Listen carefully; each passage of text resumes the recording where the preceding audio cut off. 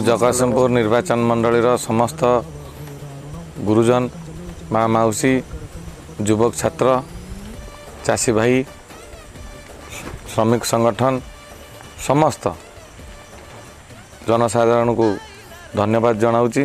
आज नॉमिनेशन कार्यक्रम रे हजार हजार लोक जगतसिंहपुर आज जनसमुद्र पलटि ये जो परिवर्तन स्वर जगतसिंहपुर उठी आज ताको सफल कर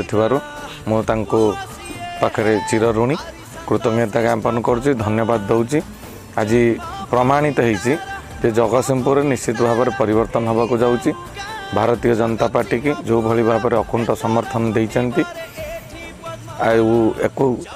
कौन कथार वर्णना करा जाई परिबो नहीं। तेणु समस्त को धन्यवाद।